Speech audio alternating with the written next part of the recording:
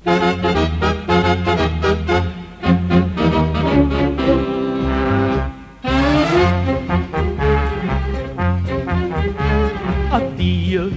o parola imbottita, addio, purpatiella affogata, sta dieta ci ha inguaiato una vita, sentite che ci avevamo a mangiare, grissini con te, 2 o 3 consumi, pompermi il caffè.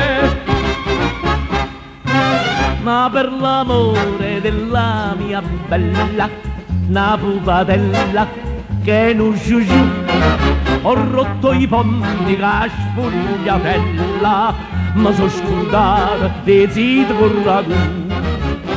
E che cosa non mi sono scordata? Di che? I fagioli con la pasta, e i ciceri che tagliatelli, le melanzane alla parmigiana, e quando è bene da modo, quando?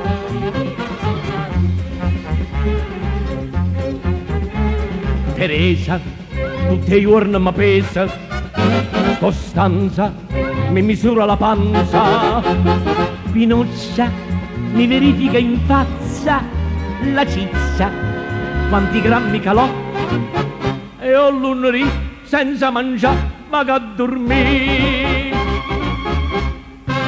Ma per l'amore della mia bella, una pupatella che non sciusciù, ho rotto i pompi che sfogliatella, ma sono scordata le zite con ragù. Avete visto quanti sacrifici si fanno per l'amore?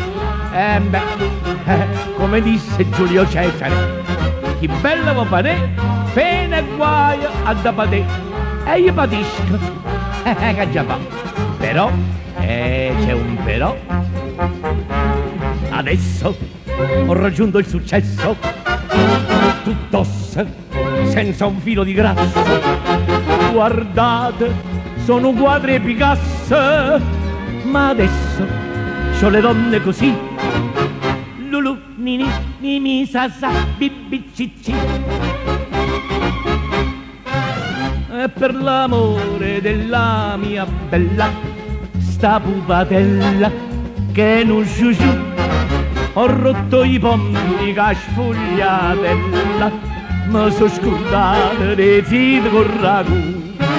Ma fammi, perciò ho deciso, alle mie belle non pensi più, mi mangio 7-8 palle riso e mi bruscina che faccio in col ragù. A chi? Che cosa? A chi voglio far morire? A chi? Voglio mangiare? Mi mangio 7-8 palle riso e mi bruscina che faccio in col ragù. Senza mangiare non posso sta, voglio ingrassare.